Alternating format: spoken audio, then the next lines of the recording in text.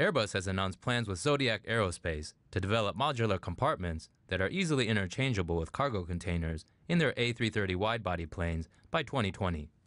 Passengers will be able to book sleeping compartments, meeting rooms, lounges, and children's play areas. Each of the areas fits inside a container that can be inserted into the cargo hold like traditional cargo.